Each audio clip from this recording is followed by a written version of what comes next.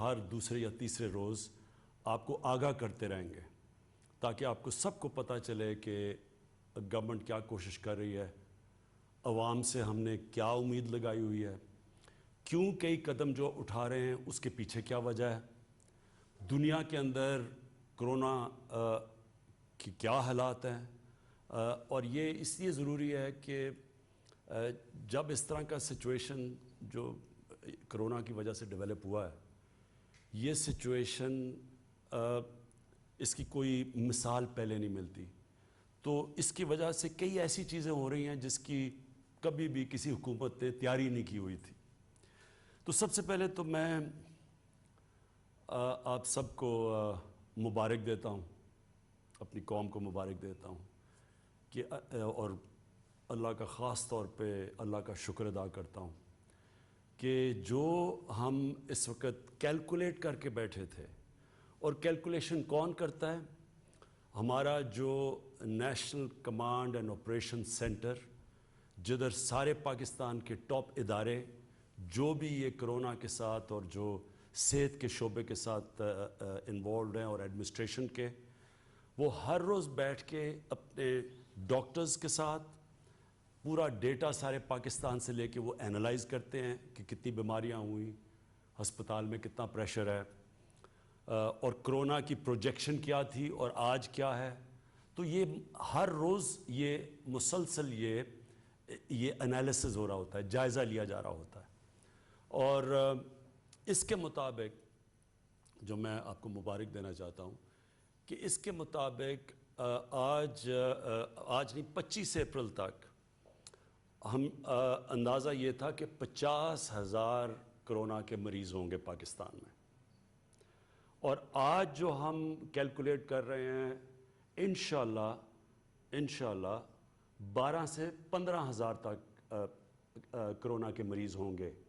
جو کیلکولیشن پہلے تھی 50,000 ہونے تھے، آج جو ہم سارے اسیس کر رہے ہیں جو جتنے بھی کرونا کے کیسز آ رہے ہیں، تو آج ہم سمجھتے ہیں کہ 12 اور 15,000 کے بیچ میں۔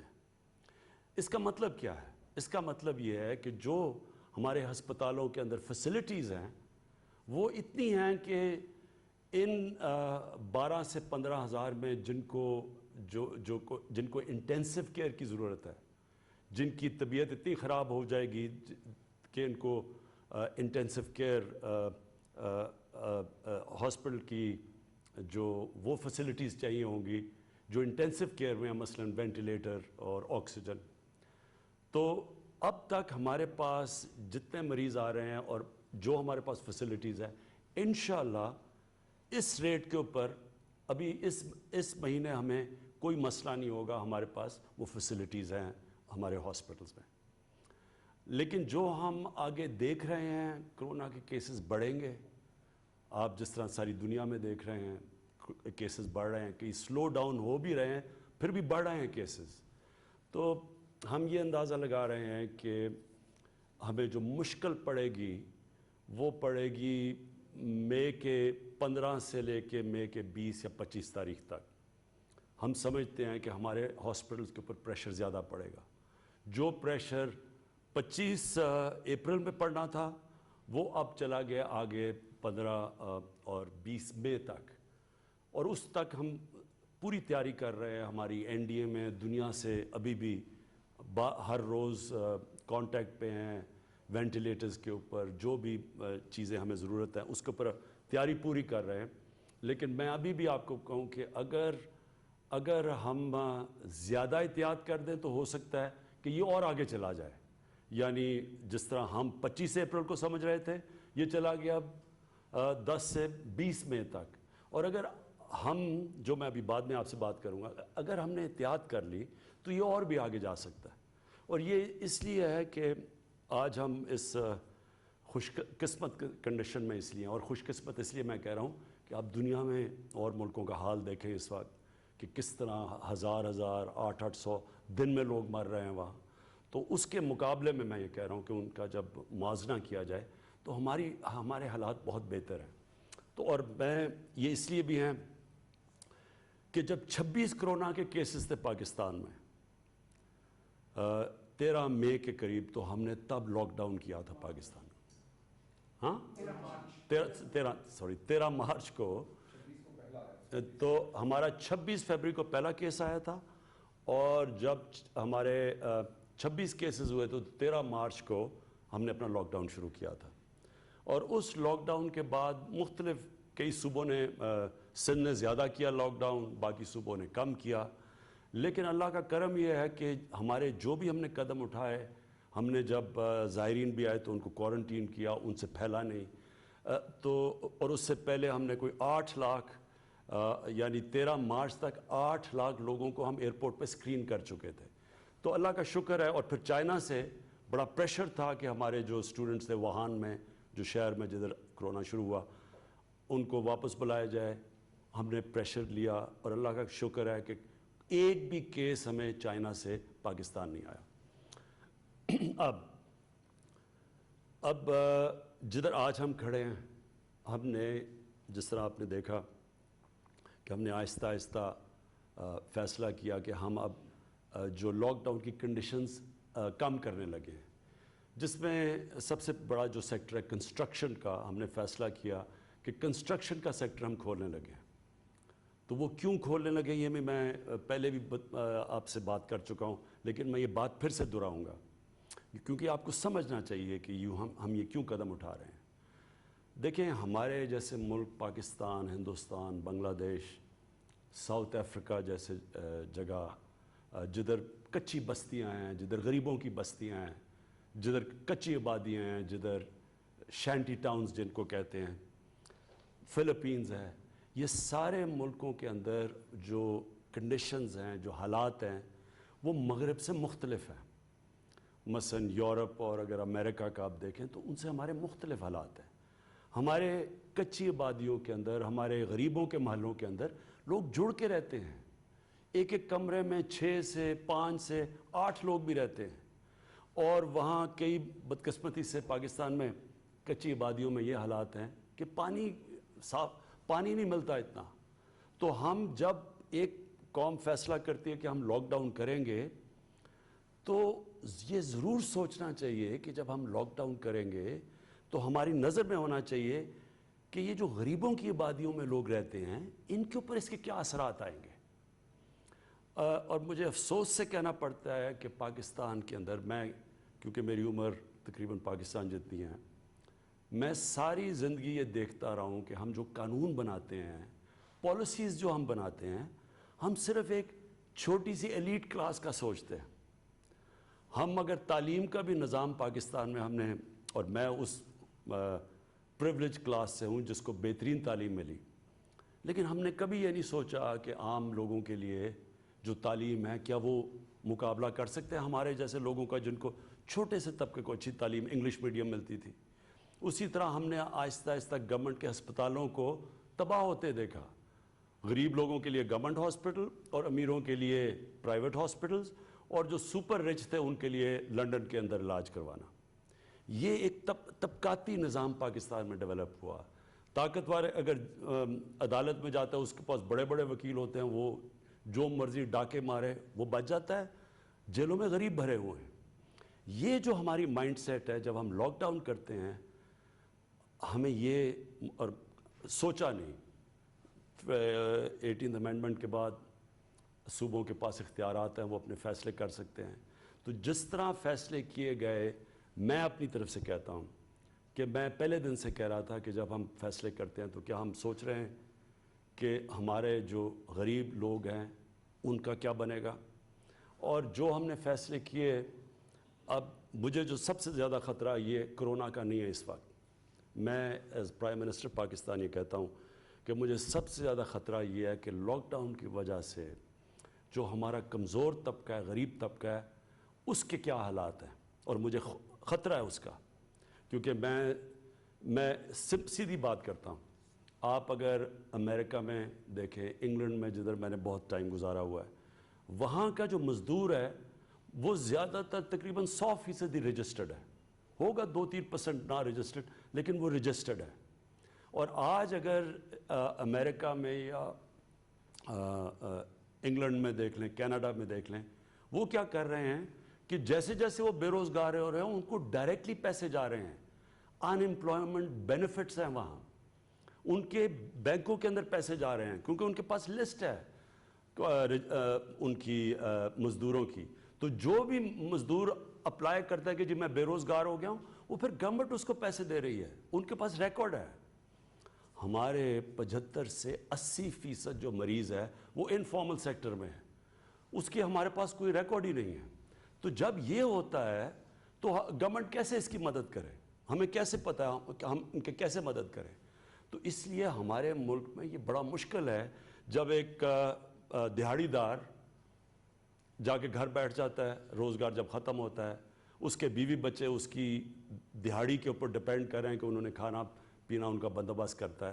ہو سکتا ہے وہ 1 ہفتہ 2 ہفتے بیچارے اپنے ساری جو بھی بچایا ہوا ہے ان کو وہ خرچ کر دیں. تو آخر میں ان کے پاس کیا چوائس ہے, یا تو سوشل سیکیورٹی سسٹم ہی نہیں ہے. یہ جو مغرب ہے وہاں تو پورا ویلفیئر سٹیٹس ہیں, یورپ جو ہے ادھر تو سوشل سیکیورٹی ہے, یہاں تو وہ بھی نہیں ہے. اس لیے جب ہم فیصلہ کرتے ہیں ہمارے حالات مختلف ہیں, اور اس لیے ہمیں یہ جو کنسٹرکشن ہے یہ ہم فیصلہ اس لیے کھولنے کا کیا میں نے اور میرے کیبنٹ ہیں, کیونکہ ہم یہ سمجھ رہے ہیں کہ ہم پہنچ ہی نہیں سکتے اتنے زیادہ یہ جو ان رجسٹرڈ مزدور ہیں, ہم ان کے پاس نہیں پہنچ سکتے. ہم نے احساس پروگرام کیا, یہ پاکستان کی تاریخ کا سب سے بڑا پروگرام ہے. 12,000 روپے جو ہم 1,20,00,000 خاندانوں کو پہنچا رہے ہیں, یہ کبھی ہوا ہی نہیں ہے پاکستان میں اتنا بڑا پروگرام, اور وہ بھی میرٹ کے اوپر, یعنی کسی قسم کی سیاسی مداخلت نہیں ہے اس میں. لیکن اس کے باوجود ہم سمجھتے ہیں کہ یہاں اتنے زیادہ جو لوگ ہیں جو اس سے نیٹ سے باہر ہیں, ان تک ہم کیسے پہنچ سکتے ہیں. اور ہمیں ڈر یہ ہے کہ جب تک ہم وہاں پہنچیں لوگ بھوک سے سڑکوں پہ آ جائیں گے, اور اگر لوگ بھوک سے سڑکوں پہ آ جائیں گے تو سارا لاک ڈاؤن کا مقصد ہی فیل ہو جائے گا, کیونکہ لاک ڈاؤن کا مقصد یہ ہے کہ لوگوں کو آپس میں فاصلے رہیں. تو اس لیے ہم نے کنسٹرکشن کا شروع کیا. اور میں کنسٹرکشن کی صرف ایک اور بات کرنا چاہتا ہوں. ہم نے کہا کہ جو بھی جس کے پاس پیسہ ہے, چاہے وہ فارمل اکانومی ہے انفارمل اکانومی ہے, ڈکلیئرڈ ہے یا نہیں ڈکلیئرڈ, ہم نے ساروں کو دعوت دی آپ اس میں آ جائیں. اب اس پہ میں دیکھ رہا تھا لوگوں نے شور مچایا, جی دیکھیں یہ کیا ہوا, آپ نے پھر سے ایک ایمنسٹی اسکیم دے دی. یہ ایمنسٹی کی بات نہیں ہے, میں آپ کو سیدھی بتا رہا ہوں کہ امریکہ کا 30 کروڑ ان کی عوام ہے, انہوں نے $2,000 ارب کا سٹیمولس پیکج دیا. پاکستان کی 22 کروڑ عوام کا سارا سٹیمولس پیکج ہے $8 ارب. اب ہمارے پاس تو وہ وسائل نہیں ہیں جو امریکہ کے پاس ہے, یا جو جرمنی کے پاس ہے, یا جاپان کے پاس ہے, اٹلی کے پاس ہے. لہٰذا ہم نے تو جو بھی پاکستانیوں کا پیسہ ہے اس ساروں کو اندر کھینچنا ہے تاکہ ہم اس وقت اپنے لوگوں کو ریلیف دے سکیں. تو اس لیے ہم نے کنسٹرکشن میں سب کو کہا ہے کہ آپ شرکت کریں تاکہ ہماری اکانومی چلے, تاکہ لوگوں کو روزگار ملے, تاکہ لوگ بھوک سے بچیں. اس کے علاوہ میں میری ٹیم بیٹھی ہے, ان سے میں ابھی بار بار ان سے آپ جو بھی ڈیولپمنٹس ہیں میں آپ کو باری باری یہ آپ کو آگاہ کریں گے. لیکن اس سے پہلے میں 2 اور چیزیں کہنا چاہتا ہوں. میں صرف اپنی پولیس سے کہنا چاہتا ہوں, دیکھیں یہ میں نے 2-3 سوشل میڈیا پہ چیزیں دیکھی ہیں کہ لاک ڈاؤن جو لوگ توڑ رہے ہیں ان کو ڈنڈے مارے جا رہے ہیں. میں اپنی پولیس سے کہنا چاہتا ہوں کہ مجھے پتہ ہے کہ آپ کے اوپر پریشر ہے کہ لاک ڈاؤن مینٹین رکھیں, لیکن دیکھیں یہ لاک ڈاؤن ڈنڈے سے مینٹین نہیں ہوگا. یہ لاک ڈاؤن تب کامیاب ہوگا جب ہمارے شہری خود سمجھیں گے کہ ان کی ذمہ داری ہے, کیونکہ ان کے بھلے کے لیے ہے, یہ ساری قوم کے لیے ہے. کیونکہ اگر کرونا پھیلتا ہے تو ہم جانتے ہیں کہ اس کے ڈائریکٹ اثرات بیماری سے اور انڈائریکٹ لاک ڈاؤن سے ساری قوم کو اثر ہوتا ہے, خاص طور پہ ہمارے غریب لوگوں کو. اس لیے ان کو سمجھائیں.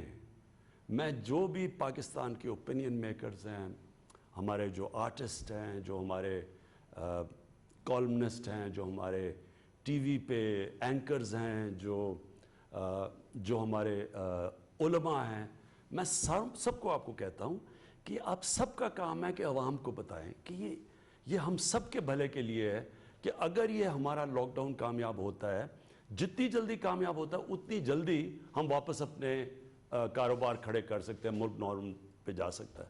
تو اس لیے بجائے ان کو مارنے کے, کیونکہ ڈنڈے سے یہ نہیں ہونے لگا, ساری دنیا میں اب سامنے آ رہا ہے, بنگلہ دیش میں, فلپینز میں, ساؤتھ افریقہ میں, ہندوستان میں بھی آپ دیکھ لیں, کوئی بھی ڈنڈے سے یہ لاک ڈاؤن 1-2 ہفتے تو شاید کامیاب ہو جائیں, اس کے بعد نہیں ہو سکتے. تو اس لیے ان کو اپنا سمجھیں, ان کو سمجھائیں لوگوں کو, اور لوگوں کو ہم سارے سمجھاتے رہیں گے کہ یہ آپ سب کے بھلے کے لیے.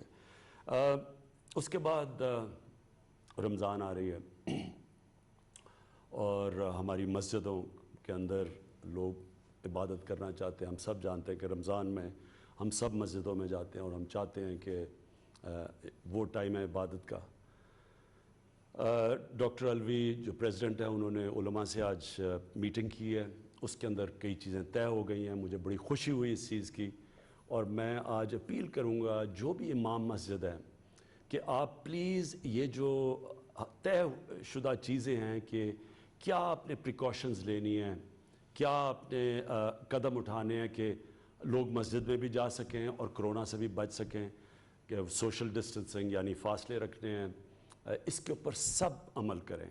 کیونکہ دیکھیں, اگر ایک مسجد کے اندر خدا نخواستہ احتیاط نہ کی گئی اور کرونا پھیلنا شروع ہوا تو وہ مسجد کو ہی نقصان ہوگا, ویران ہو جائے گی مسجد.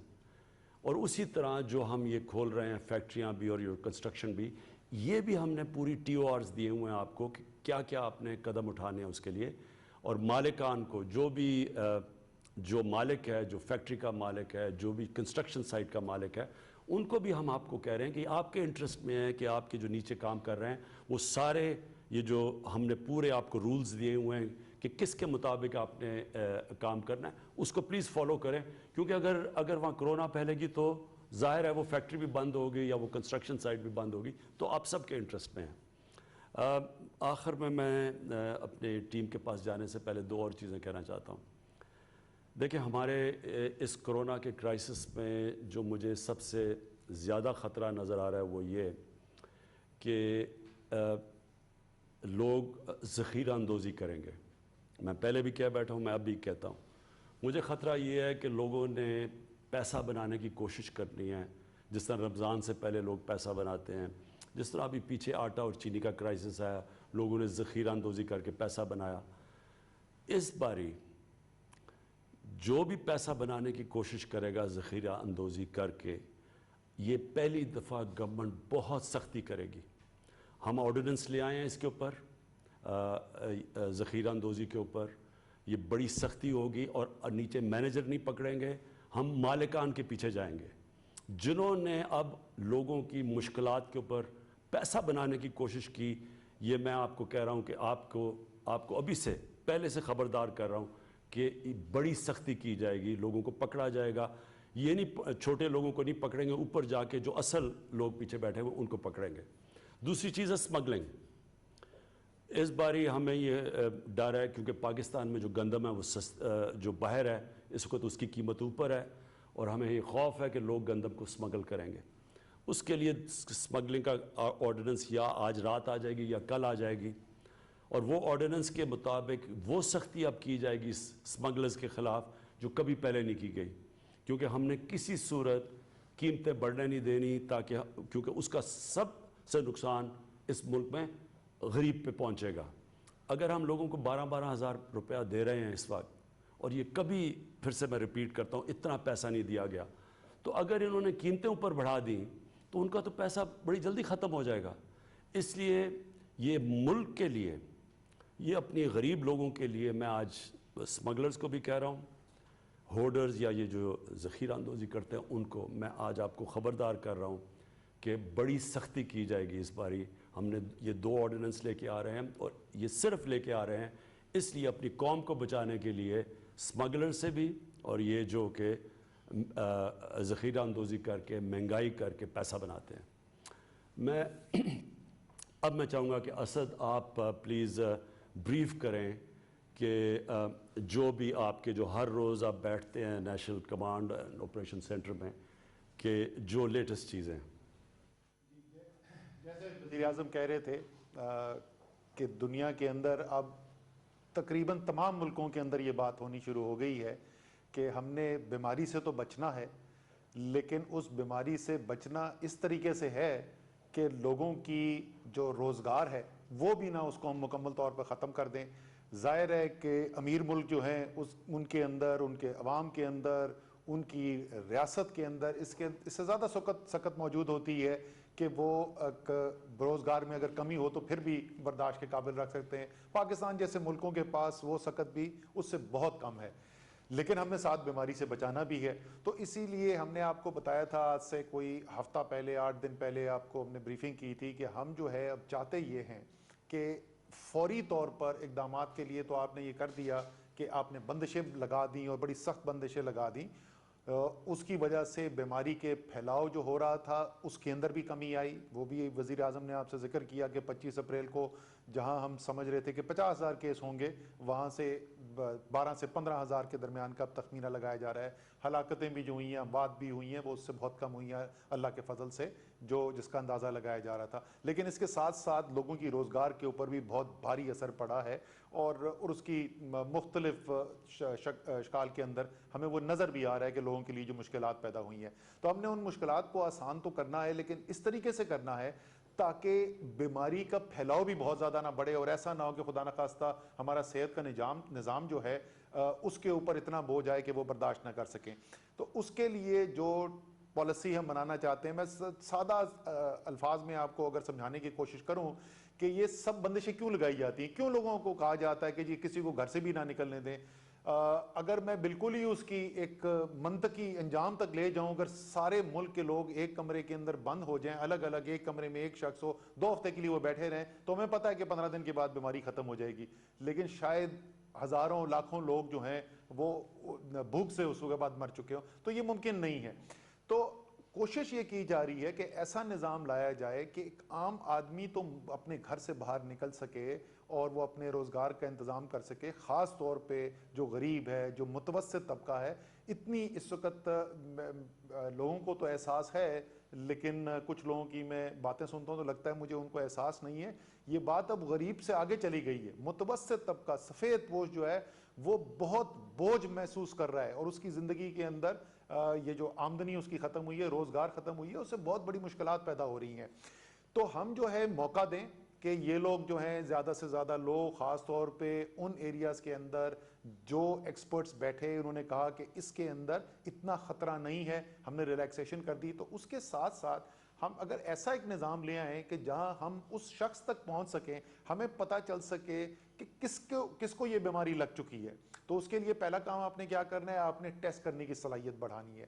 اور مجھے بڑی خوشی ہے بتاتے ہوئے، یہ بھی میں نے آپ کو آج سے کوئی ہفتہ 10 دن پہلے بتایا تھا کہ جب ہم نے شروع کیا تو 15 مارچ کو پاکستان میں 473 ٹیسٹ ہوئے تھے، اور ہم نے یہ کہا کہ ہم اپریل کے آخر میں 25,000 تک پہنچنا چاہتے ہیں. جس وقت ہم نے یہ اعلان کیا تھا اس وقت تقریباً 2,500 ٹیسٹ ہو رہے تھے. یہ ایک ہفتہ پہلے کی بات ہے. پچھلے 3 دن کے اندر ہم پہلے 5,800 پہ پہنچے، پھر 6,200 پہ پہنچے، اور کل 6,400 سے زیادہ ٹیسٹ کیے گئے. یعنی اس عرصے کے اندر، صرف 1 ماہ کے عرصے کے اندر، ہم نے تقریباً 15 گنا، 14 سے 15 گنا اضافہ کر لیا ہے اپنی ٹیسٹنگ کیپیسٹی کے لیے. اس میں لیبارٹریز جو ہیں جہاں پہ جو ٹیسٹ ہوتے ہیں ان کے اندر تقریباً 3 گنا اضافہ ہو گیا ہے. PCR مشینز جو ہوتی ہیں ان کے اندر اضافہ کیا گیا ہے. وہ جو ایکوپمنٹ، جو سپلائز یوز ہوتی ہیں اس کے لیے، ٹیسٹنگ کٹس جو ہوتی ہیں، اس میں تو بہت زیادہ اضافہ کیا گیا ہے. ہمارے پاس لاکھوں کٹس اویلیبل ہو گئی ہیں. جو مین پاور ہے اس کی بھی تعداد بڑھائی جا رہی ہے. تو ایک تو ہماری یہ صلاحیت جو ہے کہ جس کو بیماری لگی ہے اس کو ہم اس کی تشخیص کر سکیں، وہ بڑھتی چلی جا رہی ہے. دوسرا، وہ جس کو بیماری لگی ہے، وہ کس کے ساتھ اٹھتا بیٹھتا ہے، اس کی کس سے ملاقات ہوئی، وہ کچھ انتظامی طور پر، کچھ ٹیکنالوجی کو استعمال کرتے ہوئے ہم ایک نظام بنا رہے ہیں کہ ہم ان تک بھی پہنچ سکے تاکہ ان کا بھی ٹیسٹ ہو سکے. اگر ان میں سے کسی کو بیماری اس بیمار شخص سے لگ چکی ہے تو ہم اس تک بھی پہنچ سکیں.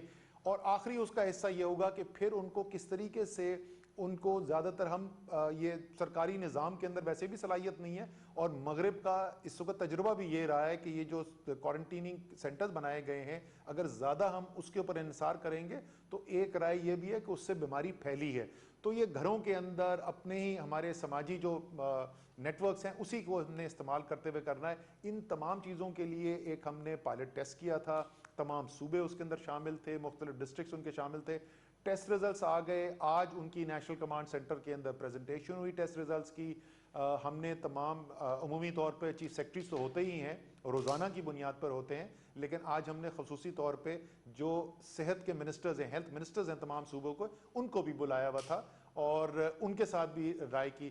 تو اتفاق رائے یہ ہوا ہے کہ ہم نے اسی نظام کو اب آگے لے کے چلنا ہے، اس کی صلاحیت کو اور بڑھانا ہے اور ایک ایسی صورتحال پیدا کرنی ہے کہ لوگ جو ہیں وہ اپنے روزگار کے لیے بھی نکل سکیں خصوصی احتیاطی تدابیر کے ساتھ. اب ہم وہاں پر آج واپس نہیں جا سکتے جیسے آج سے 2 مہینہ پہلے ہم زندگی گزارتے تھے یا جس طریقے سے ہم کاروبار کرتے تھے. احتیاطی تدابیر اپنانی ہوں گی، لیکن ان کو اپناتے ہوئے زیادہ سے زیادہ لوگ جو ہیں وہ مرحلہ وار ہم ان کو روزگار کے موقع دے سکیں اور ساتھ ساتھ یہ صحت کا نظام جو ہے، اسی کے ساتھ جو صحت کی فیسلٹیز ہیں، سہولیات ہیں، اس میں بھی اضافہ کیا جا رہا ہے. جو ہاسپٹل بیڈز ہیں ان میں اضافہ کیا گیا ہے، جو وینٹیلیٹرز ہیں اس کے اندر بھی اضافہ کیا گیا ہے. لیکن اتنا اضافہ کرنے میں ہم کامیاب نہیں ہوئے جتنی ہماری خواہش تھی. اور وہ آج کل تو سب آپ دیکھتے ہوں گے، اس وقت BBC اور CNN اور عالمی میڈیا بھی دیکھتے ہیں. یہ صورتحال جو ہے یہ دنیا کے امیر ترین ملکوں کے اندر بھی ہے، چاہے وہ آپ برطانیہ دیکھ لیں، آپ اٹلی دیکھ لیں، اسپین دیکھ لیں، امریکہ دیکھ لیں، ہر جگہ سے آپ کو یہ سننے کو ملے گا کہ یہ جو میڈیکل کا اکوپمنٹ ہے جتنا چاہیے وہ تمام، کیونکہ دنیا مانگ رہی ہے، تو وہاں تک تو ہم پہنچنے میں کامیاب نہیں ہو پائے ہیں. جستجو جاری ہے جتنا ہم چاہتے تھے، لیکن پہلے سے صلاحیت بڑھانے کے اندر ہم کامیاب ہوئے ہیں. آخری چیز جس کو میں دوبارہ سے ایک دفعہ دہرانا چاہتا ہوں، پہلے بھی ذکر کیا ہے لیکن وہ کیونکہ بازگشت ختم نہیں ہوتی، کہ دیکھیں جو فیصلے ہو رہے ہیں وہ تمام فیصلے پاکستان میں آج تک کبھی کوئی ایسی ایمرجنسی نہیں آئی ہے جس میں اتنے مربوط طریقے سے فیصلے کیے جائیں. نیشنل کمیٹی NCC جو ہے جس کو وزیر اعظم خود چیئر کرتے ہیں، اس کے اندر تمام وہ صوبائی وزراء اعلیٰ ہیں، ان کے اندر آزاد جموں کشمیر کے وزیر اعظم ہیں. میں بار بار دہراتا ہوں 4 مختلف سیاسی پارٹیوں سے تعلق رکھتے ہیں. یہ وہاں بیٹھ کے فیصلے ہوتے ہیں. 1 ماہ کے اندر 9 مرتبہ ملاقات ہوئی ہے اس ٹیم کی. یہ صرف نہیں کاغذ پہ بنا دیا، 9 دفعہ وزیر اعظم نے چیئر کی ہے میٹنگ اور وہیں پر اتفاق رائے سے فیصلے کیے جاتے ہیں. اور ان کی امپلیمنٹیشن اور ان فیصلوں کے لیے جو پروپوزلز ہیں، سجیشنز جو آنی ہیں، وہ national command and operation centre جو ہے جو روزانہ ملاقات کرتا ہے، تمام صوبے اس کے اندر بیٹھے ہوتے ہیں. اب پچھلی دفعہ کا 14 اپریل کا وہ میرے لیے تھوڑا سا باعث تکلیف بھی تھا، اور مجھے یقین ہے کہ اور بہت سارے پاکستانی جو پاکستانیت رکھتے ہیں ان کے لیے بھی شاید تشویش ہوگی، کہ ہم نے ایک دن 13 تاریخ کو میٹنگ ہوئی NCC کی. وہاں پر ایک وزیر اعلیٰ جو ہیں انہوں نے کہا کہ جی ہمیں یہ مزید معلومات کی ضرورت ہے اس سے پہلے کہ ہم ایک کسی فیصلے پہ پہنچ چکے ہیں. وزیر اعظم نے کہا کہ جی بالکل ٹھیک ہے، ہم دوبارہ کل میٹنگ کر لیں گے. فیصلہ ہوا اگلے دن صبح کو national command and operation centre میں وزراء اعلیٰ اور آزاد کشمیر کے وزیر اعظم بھی بیٹھیں گے. ہماری ان کے ساتھ پوری تفصیلی بات ہوئی. دوبارہ کو 14 تاریخ کی دوپہر کو دوبارہ فیصلہ ہوتا ہے.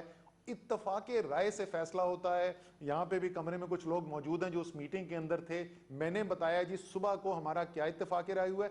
ایک ایک کر کے تمام وزراء اعلیٰ اور آزاد جموں اینڈ کشمیر کے وزیر اعظم نے کہا کہ جی بالکل یہ ابھی جو اسد عمر نے کہا ہے وزیر اعظم صاحب، یہی ہمارا اتفاق رائے ہوا. ہم وہاں سے اٹھتے ہیں، ہم باہر نکلتے ہیں اور آدھا گھنٹہ بھی نہیں لگتا تو ہمیں ایسے لگتا ہے کہ ہم نے کوئی ایسا فیصلہ کر دیا جو سب کی مرضی کے خلاف تھا. اس سے ملک کو اب فائدہ نہیں ہو رہا ہے. اور میرا ذاتی طور پہ یہ ماننا ہے کہ اس سے کسی کی سیاست کا بھی فائدہ نہیں ہو رہا ہے، کیونکہ اس صورتحال کے اندر قوم آپ کو اور ہم سب کو متحد دیکھنا چاہتی ہے. لیکن میں کم سے کم آپ کو یہ بتا سکتا ہوں، اور میں اس پہ میں تعریف بھی کرنا چاہتا ہوں کہ یہ تمام سیاسی پارٹیوں کے لوگ جو بیٹھتے ہیں فیصلہ کرنے کے لیے، فیصلہ سازی جو ہے وہ بڑے منظم طریقے سے ہو رہی ہے، وہ باہمی مشاورت سے ہو رہی ہے. شام کو ٹی وی کے اوپر سیاست ہوتی ہے، نہیں ہونی چاہیے، ہوتی ہے، لیکن قوم کو میں کم سے کم یہ تسلی دینا چاہتا ہوں کہ فیصلے جو ہیں وہ سیاست سے نہیں ہو رہے، فیصلے جو ہیں وہ عوام کی فلاح کو سامنے رکھتے ہوئے ہو رہے ہیں. آخری چیز میں میں حماد سے بتاؤں گا کہ جو چھوٹے کاروبار کرنے والے ہیں ان کے لیے کیا سوچ رہے ہیں. جو ایک اکنامک ریلیف پیکج کا اعلان کیا گیا تھا، لیکن آخری چیز جو ایک اور چیز ذرا سا بڑی پاکستان کی قوم کو میں سمجھتا ہوں، میں دل سے سمجھتا ہوں کہ پاکستانی قوم جو ہے خوددار قوم ہے. ہم اپنے اوپر، اپنے صلاحیت کے اوپر اور اللہ تعالیٰ کے اوپر یقین رکھنے والے لوگ ہیں. تو یہ جو شروع کے اندر یہ بہت زیادہ ہم نے آوازیں سنی تھی نا, ہم ان لوگوں میں سے نہیں ہیں جو مغرب کی اندھی تقلید کرنے والے لوگ ہیں. مغرب کچھ کہہ رہا تھا, وہی باز گشت یہاں پہ شروع ہو جاتی ہے بغیر سوچے سمجھے. ہم نے فیصلے کرنے ہیں پاکستان کے 22 کروڑ کی عوام کی فلاح کے لیے, اس بنیاد پہ نہیں کرنے کہ جرمنی کے اندر کیا چیز زیادہ منطقی ہے یا اٹلی کے اندر کیا ہے. اور مجھے خوشی ہے کہ آج ان ممالک میں, آج مغرب کے اندر وہ بات ہو رہی ہے جو 1 مہینے پہلے ہم کر رہے تھے. تو قوم کو اعتماد رکھنا چاہیے, آپ کی فلاح کے لیے فیصلے ہو رہے ہیں. انسان ہے, غلطی ہوتی ہے, پہلے بھی ہوئی ہے, آئندہ بھی ہو جائے گی, لیکن انشاءاللہ تعالیٰ قوم کی بہتری کے لیے سیاست سے بالا تر ہو کر باہمی مشاورت سے فیصلے کرتے رہیں گے. حماد.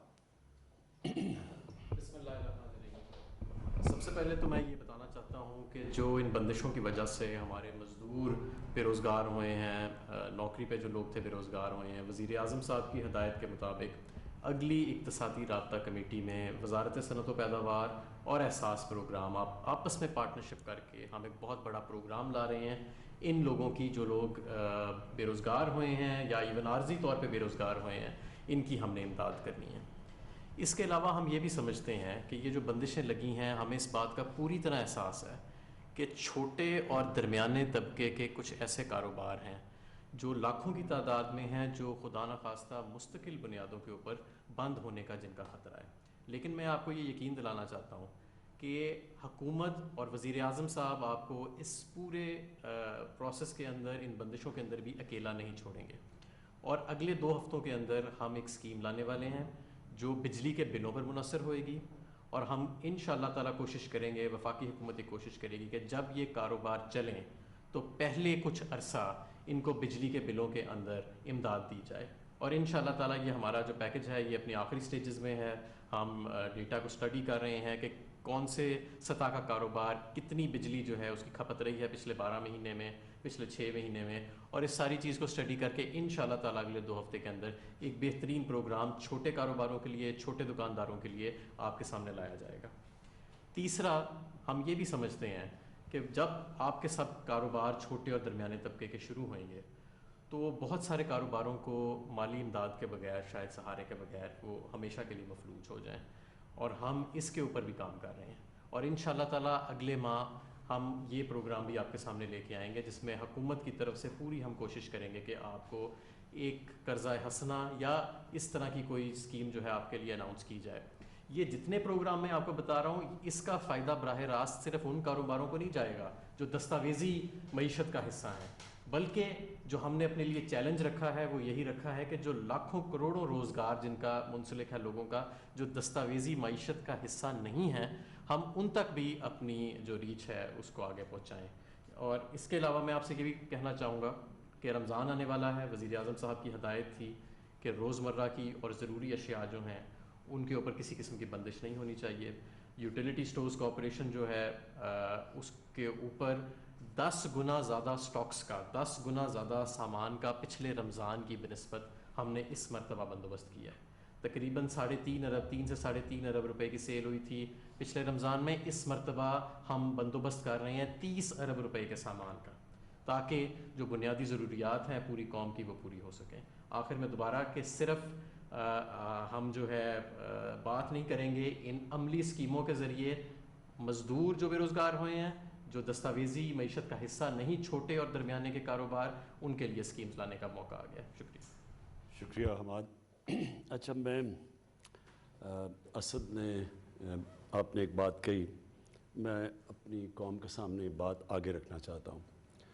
دیکھیں, سیاست تو ہر ملک میں چلتی ہے, اپوزیشن ہے, گورنمنٹ ہے, لیکن کئی دفعہ جب ایک ملک کے اوپر ایک نیشنل کرائسس آتا ہے جس میں سب متاثر ہوتے ہیں, یعنی یہ صرف کوئی تحریک انصاف کے لوگ ہی متاثر نہیں, یہ ساری جماعتوں کے انسان متاثر ہیں, اور سب سے زیادہ جن کو اس کا امپیکٹ پڑ رہا ہے, جو جن کے حالات برے ہیں, وہ سارا ہمارا نچلا طبقہ ہے. اس لیے میں ریکویسٹ کروں گا سب سے کہ یہ اس کے اوپر سیاست جب جو 2-3 ہفتے سے ہو رہی ہے اس کو بند کریں. میں دیکھ رہا ہوں کہ ایک ایسا طبقہ ایسے لگتا ہے کہ جیسے وہ چاہتے ہیں کہ یہاں زیادہ افیکٹ ہو کرونا کا, اور ان کو مایوس ہیں کہ زیادہ اس وقت ابھی کرونا سے لوگ نہیں مرے, تاکہ وہ اپنی سیاست چمکائیں, گورنمنٹ کو کچھ کہیں. دیکھیں آپ دنیا میں باہر دیکھیں، اتنی ان کے کئی ملکوں کے لیڈرز نے غلطیاں کی ہیں کہ ان کی آپ سٹیٹمنٹس دیکھ لیں، انہوں نے کچھ سمجھ رہا تھا، ہوا کچھ، اور اس کے نتیجے میں اس وقت ان کو میڈیا ان کو چیزیں ریمائنڈ کروا رہا ہے کہ پہلے آپ نے یہ کیا، آپ یہ کیا۔ ہم نے تو پہلے دن سے جو بھی چیزیں کی وہ آج اللہ کا کرم ہے ٹھیک نکل رہی ہیں، اس کے باوجود زبردستی ایک سیاسی رنگ دیا جا رہا ہے۔ میں ایک خاص طور پہ چیز کہنا چاہتا ہوں کہ میں 2 دن کل ایک پڑھا کہ جی کراچی کے اندر زیادہ کوئی لاشیں آنی شروع ہو گئی ہیں جن کو رجسٹر نہیں ہوا کہ کرونا کی وجہ سے۔ میں ابھی ڈاکٹر فیصل کو کہوں گا کہ اس کے اوپر بات کریں، لیکن دیکھیں اس سے آپ اپنے معاشرے میں افراتفری پھیلا رہے ہیں۔ کیا اس کو کوئی خبر کو صحیح طرح دیکھا آپ نے؟ کیا یہ ٹھیک تھی؟ کیا اس سے زیادہ خوف پھیلے گا معاشرے میں؟ خوف کی وجہ سے لوگ اور وہ حرکتیں کریں جس سے مزید اور نقصان ہو سکتا ہے۔ یعنی یہ بڑی غیر ذمہ دارانہ حرکت ہے کہ آپ نے ویریفائی کیے بغیر کہا جی کرونا کی وجہ سے لوگ مرے اور ان کا پتہ ہی نہیں، اور گورنمنٹ چھپا رہی ہے۔ مطلب اس کا یہ کہ گورنمنٹ یہ اصل کتنے لوگ مرے ہم چھپا رہے ہیں۔ وہ کون سی بیوقوف گورنمنٹ ہوگی کہ جو کرونا کے کیسز چھپائے؟ یہ تو اپنا ہی نقصان کرنا ہے۔ اگر آج ہم چھپا رہے ہیں، ابھی اسد نے آپ کو ڈیٹیلز بتائی کہ ہم تو کوشش کر رہے ہیں کہ ہم ٹارگیٹڈ کریں، اور وہ ٹارگیٹ تب ہوگا جب ہمارے پاس ڈیٹا صحیح آئے گا۔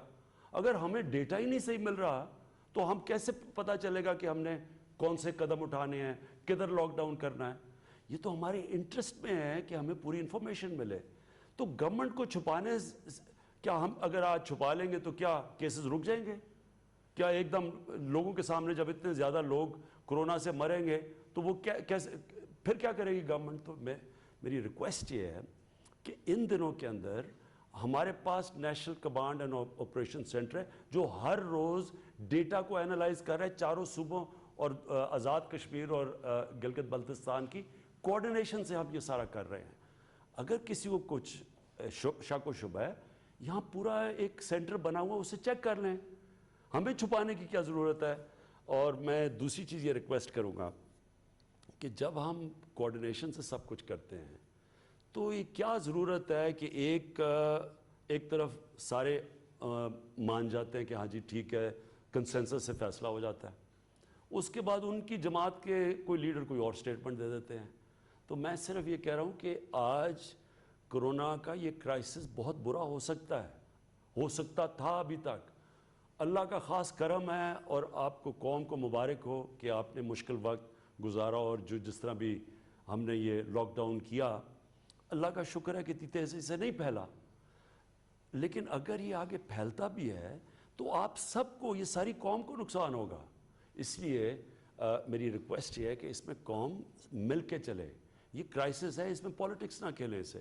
میں اب ریکویسٹ کروں گا ڈاکٹر فیصل، آپ پلیز یہ جو اب تک کرونا کا ایگزیکٹ سچویشن ہے، کیونکہ ڈاکٹر فیصل کی ٹیم سارا ڈیٹا پاکستان سے لے کے ہر روز اس کو اینالائز کرتی ہے۔ میں کچھ دیر میں آپ کو کچھ اندازہ یا انسائٹ دینے کی کوشش کروں گا کہ یہ جو فیصلہ سازی کا عمل ہے، اس کو انفلوئنس کرنے کے لیے اور اس کو بتانے کے لیے تاکہ ایک بہتر فیصلہ ہو سکے، جو سائنسی عمل ہے، جو میڈیکل عمل ہے، اس کا کیا طریقہ کار ہم اڈاپٹ کرتے ہیں۔ سب سے پہلے تو ہم گلوبل انفارمیشن اور جو ڈیٹا آ رہا ہے اس پہ روزانہ کی نظر رکھتے ہیں۔ جو گلوبل پریکٹسز ہیں، کیا ایکشن کیا گیا، کیا نہیں کیا گیا، اس کے کیا اثرات ہیں، حتی الوسع جس حد تک اس میں سے کوئی نتیجہ اخذ کیا جا سکتا ہے اس کو دیکھا جاتا ہے۔ پھر ہم پاکستان کے جو اعداد و شمار ہیں، ہر روز کے بیسس پہ تمام صوبوں سے جو آ رہے ہیں، اس میں نئی انفیکشنز کے اعداد و شمار، اس میں اموات کے اعداد و شمار، وہ تمام لوگ جو آئی سی یوز یا وینٹیلیٹرز یا انتہائی نگہداشت یونٹس میں پڑے ہوئے ہیں، ان کے اعداد و شمار کو دیکھا جاتا ہے۔ ان ساری چیزوں کو مد نظر رکھتے ہوئے ایک انتہائی سنجیدہ اور سائنسی طریقے سے اس کو اینالائز کرتے ہیں۔ ہم اس کو ایپیڈیمیولوجی جو بیماریوں کے اعداد و شمار اور اس کے پھیلاؤ کے جو سائنس ہے اس کی مدد سے اور ڈیٹا سائنس کی مدد سے کچھ پروجیکشنز بھی بناتے ہیں۔ ایک تو یہ وہ ہو گیا جو روزانہ کا عمل ہے، اور ایک آئندہ آنے والے دنوں میں ہم کیا ایکسپیکٹ کر سکتے ہیں۔ جیسے خان صاحب نے فرمایا، ہماری جو شروع کی پروجیکشنز تھیں اس میں ہمیں یہ خطرہ ہوا کہ ممکن ہے تقریباً 25 اپریل تک یہ فگرز کافی زیادہ ہوں، جیسے انہوں نے بتایا۔ لیکن ہمیں خوشی ہے کہ جو بھی ایفیکٹس کیے گئے، جو بھی بندشیں لگائی گئیں، یا دیگر جو بھی اثرات تھے اس کی وجہ سے آج ہم اتنی مشکل میں نہیں ہیں جتنے ہو سکتے تھے. آگے کی پروجیکشنز ہم نے پھر کر رکھی ہیں، اور جیسے انہوں نے بتایا کہ تقریباً 25 اپریل تک ہم سمجھتے ہیں کہ یہ کیسز بڑھ سکتے ہیں، اور آئندہ آنے والے دنوں میں جو فردر پروجیکشنز ہیں ان کے اوپر بھی ہماری کچھ نظر ہے. اور سب سے اہم بات یہ ہے کہ ہم جس کو ہائی لائٹ کرنا چاہتے ہیں کہ ہم کسی صورت بھی وہاں نہیں ہونا چاہتے جہاں ہمارے ہیلتھ سسٹم کے اوپر ایسا بوجھ اور اثر پڑے کہ خدا نہ خواستہ ہم اس کے تحت اس کے نیچے دبنا شروع ہو جائے. تو میں اپنی اعداد و شمار تو بتا رہا ہوں، لیکن ساتھ اس موقع کا فائدہ اٹھاتے ہوئے آپ سب پاکستانیوں سے میری درخواست اور گزارش ہے کہ وہ اچھی چیزیں یا عادتیں یا چیزیں جو ہم نے سیکھی ہیں، سوشل ڈسٹنسنگ ہے، ہاتھوں کی صفائی ہے، اپنے کھانسی اور نزلے زکام میں اگر ہم ہیں تو اپنے آپ کو محدود رکھیں، کراؤڈز میں نہ جائیں بیجا. یعنی یہ جو سوشل ڈسٹنسنگ ہم نے سیکھی ہے اس کو برقرار رکھیے، کیونکہ یہ بیٹل ابھی ختم نہیں ہوئی، یہ معاملہ ابھی چل رہا ہے اور اگلے چند ہفتے ہمارے لیے انتہائی کروشل ہوں گے. جہاں تک اموات کا تعلق ہے، ہم سمجھتے ہیں وہ ایک بڑا امپورٹنٹ پیرامیٹر ہے ہمارے لیے، جس سے ہم سیکھتے ہیں، سمجھتے ہیں اور یہ جانچتے ہیں کہ جو یہ ایپیڈیمک ہے اس کی موجودہ سچویشن ایگزیکٹلی کہاں ہے. اور ہم سمجھتے ہیں کہ ہر جو ڈیتھ ہے جو کورونا سے ہو اس کو انویسٹیگیٹ ہونا چاہیے، اور اگر کہیں کوئی شک و شبہ کی گنجائش ہو تو پلیز ہم سے رابطہ کیجیے، تاکہ ہر جو ڈیتھ ہو رہی ہے جو ان ایکسپلینڈ ہے اس کا ایک ڈائگنوسس تک پہنچا جائے. مجھے بتایا گیا کہ جو ذکر ہوا تھا اس میں تقریباً صرف 15 لوگ ایسے ہیں جن پہ ابھی بھی شک ہے، یہ خیال کیا جاتا ہے، قیاس ہے کہ ممکن ہے کورونا کا اس میں اثر ہو. جو ان ایکسپلینڈ ڈیتھس تھیں ان کا ذکر کر رہا ہوں، اور اس کی فردر کراچی جو کراچی کی جو خبر تھی اس میں یہ جو 15 ہیں ان کو انویسٹیگیٹ کیا جا رہا ہے، اور منسٹر صاحبہ سے ہماری آج بات بھی ہوئی اور ایک بڑے پراپر اور سنجیدہ طریقے سے وہ اس کو ایویلویٹ کر رہے ہیں، اور اس کی جو بھی انفارمیشن ہے وہ ڈاکٹر ظفر کو 200 ہم نے اخباروں میں اور 300 پڑھی تھی، تو اس میں سے آپ پلیز ایکسپلین کریں لوگوں. اس میں سے ہمیں جو پتہ چلا آج ڈاکٹر عذرا نے جو ہمیں بتایا، انہوں نے کہا کہ باقی سب میں تو یہ کورونا کی وجہ سے نہیں تھی، یہ کلیئر ہو گیا. 15 ایسے اشخاص ہیں جن پہ ابھی کچھ تھوڑا کوشچن باقی تھا، اور ان کی بھی ڈائگنوسس کی جا رہی ہے. ان کی جو کانٹیکٹس ہیں جہاں جہاں گئے ان لوگوں کو بھی ٹیسٹ کیا جا رہا ہے، اور اس کے ذریعے یہ فائنل تعین کرنا بھی آسان ہو جائے گا کہ کیا ان میں سے کوئی کورونا سے کسی کی موت واقع ہوئی کہ نہیں. اور یہ جو بھی انفارمیشن آتی ہے ہم اس کو بڑا لازم طور پہ جاننا چاہیں گے، تاکہ ہم اس سے اپنے تمام جو فیصلے کر رہے ہیں اس کو انفارم کر سکیں اور اس کی بیسس پہ آئندہ کی اسٹریٹجی بنائی جا سکے. تو یہ ایک بہت ضروری عمل ہے، اور میں تو سمجھتا ہوں کہ میں اصرار کروں گا کہ کہیں بھی کسی قسم کا کوئی شک یا شبہ ہو یا آپ کو ہو کہ کوئی ایسی موت ہے جو کہ ڈاؤٹ فل ہے، تو پلیز ضرور انفارم کیجئے تاکہ اس کو ہم پروونشل اتھارٹیز کے تھرو پراپرلی انویسٹیگیٹ کروا سکیں. جی اس کے علاوہ ایک اور چیز ہے، وہ یہ کہ جو ہیلتھ سسٹم ہے ہمارا وہ انڈر سٹریس تو بہر کیف ہے، اور ہمارے جو ہیلتھ سسٹم کی ڈیلیوری ہے اس میں کچھ پریونٹیو ایسپیکٹس ہیں، کچھ کیوریٹیو ایسپیکٹس ہیں. ہمارے مریض اگر ہمارے سسٹم تک نہیں پہنچ پائیں گے تو ہمیں تھوڑی یہ بھی فکر کرنے کی ضرورت ہے کہ اس کے دیگر ہیلتھ سسٹم پہ اثرات، میں اکنامک اثرات کی نہیں بات کر رہا، جو ہیلتھ سسٹم پہ اثرات ہیں وہ کیا ہوں گے اور کیا ہو سکتے ہیں، اور ان کو اینالائز کرنا اور دیکھنا ضروری ہے، اور کچھ ہم دیکھ رہے ہیں. مثال کے طور پہ پولیو کی 2 عدد کیمپین سے مجھے بتایا گیا جو کہ نہیں ہو سکی اس دوران، اس کے کیا اثرات ہوتے ہیں، ہمیں اس کو دیکھنا بھی ہے اور اس کو کاؤنٹر کرنے کے طریقے بھی سوچنے ہیں. اس کے علاوہ اگر لوگ بیکاز آؤٹ پیشنٹس بند تھے تو کچھ لوگ جو ہیں اگر وہ بیمار ہیں ممکن ہے کہ وہ اپنا ہسپتال تک آنا پوسٹ پون کر رہے ہوں، اور ہو سکتا ہے اس کی بھی کچھ ہیلتھ امپلیکیشنز اور اثرات ہوں جو آئندہ آنے والے دنوں میں سامنے ہوں.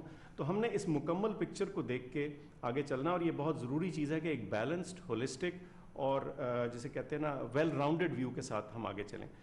میں بس اتنا کہنا چاہوں گا کہ جتنی بھی ہم پولیٹیکل لیڈرشپ کو ایڈوائس دیتے ہیں وہ کمپلیٹلی سائنٹیفک اور ایپیڈیمیولوجک اور ڈیٹا ڈریون بیسس کے اوپر ہوتی ہے، اور یہ انالیسس ہر روز بلکہ میں کہوں گا دن میں کئی دفعہ، ایک سے زیادہ دفعہ ہوتا ہے.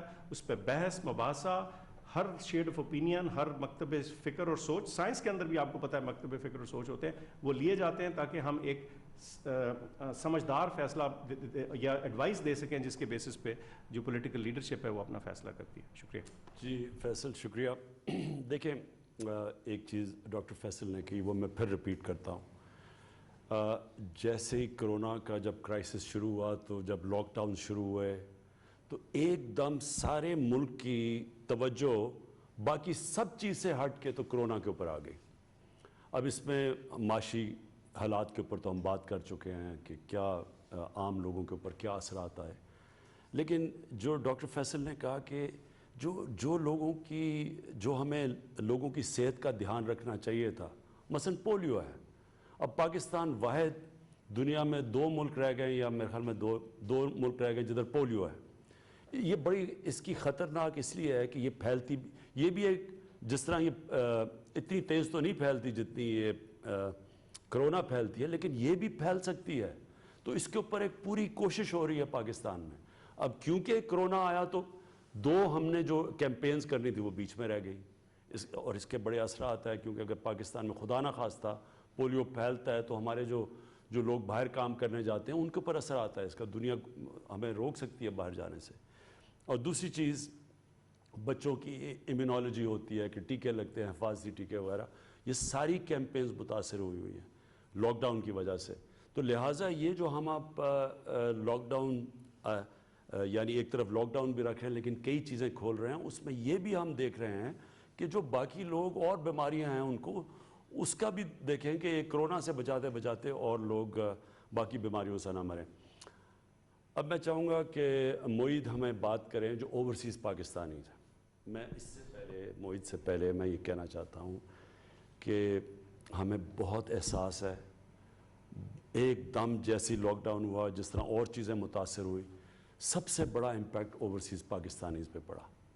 اس میں جو پیسے والے باہر پاکستانی کوئی چھٹی بنانے گئے تھے یا جن کے پاس وسائل ہیں ان کو بھی بڑی مشکلوں کا سامنا کرنا پڑ رہا ہے.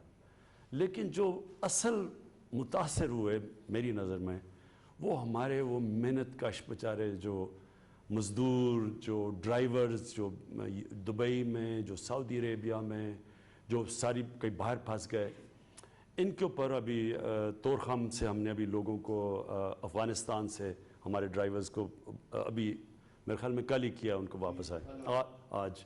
تو یہ بھی سب متاثر ہو گئے. اب میں صرف جو باہر پاکستانی دیکھ رہے ہیں میں صرف آپ کو یہ کہنا چاہتا ہوں کہ یہ اپنے ذہن سے نکال دیں کہ ہم بھول گئے آپ کو یا ہم نے آپ کی فکر نہیں کی.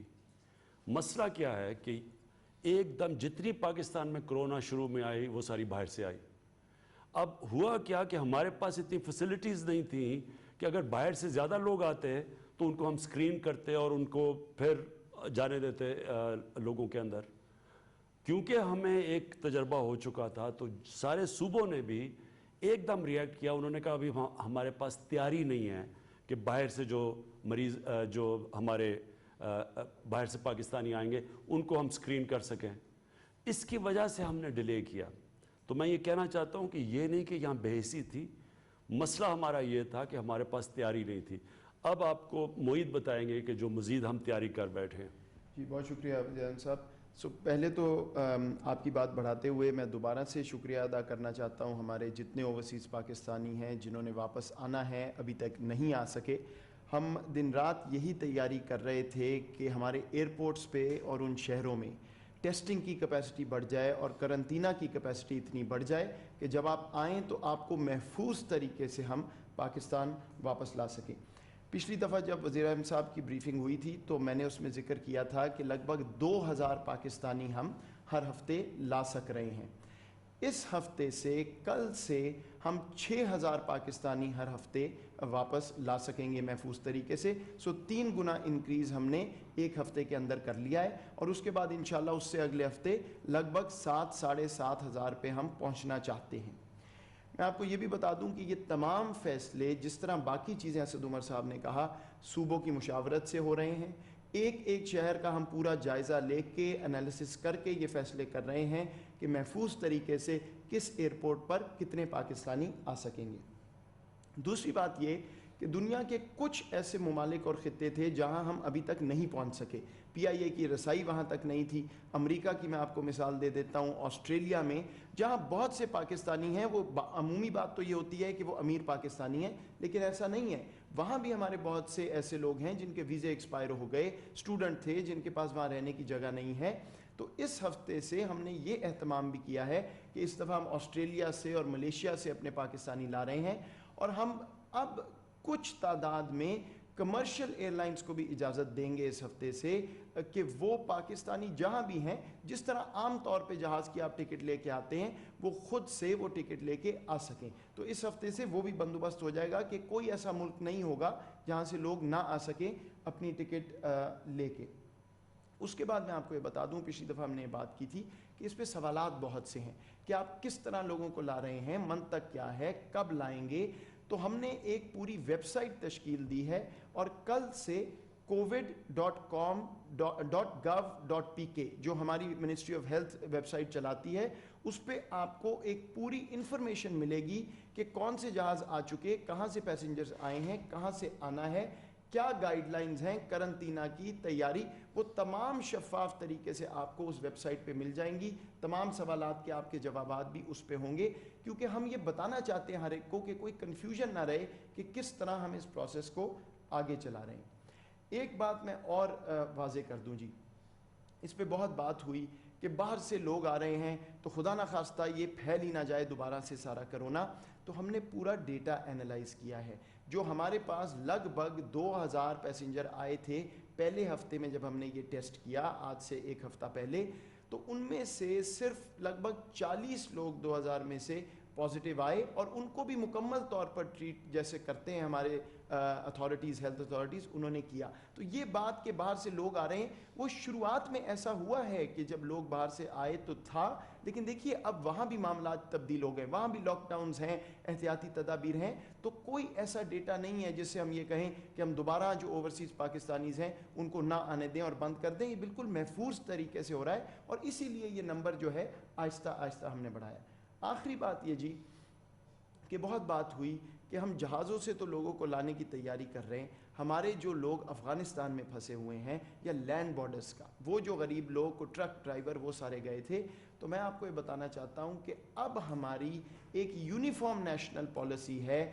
جو لوگ بھی جہازوں سے مسافر آ رہے ہیں، اور ہمارے 3 بارڈر طورخم، چمن اور واگا بارڈر جب کھلے گا یا وہاں سے جو پاکستانی جب آئیں گے، ساروں کے لیے ایک ہی کرنطینہ کی پالیسی ہے کہ وہ 2 دن حکومت جو ہے ان کو کرنطینہ میں رکھے گی.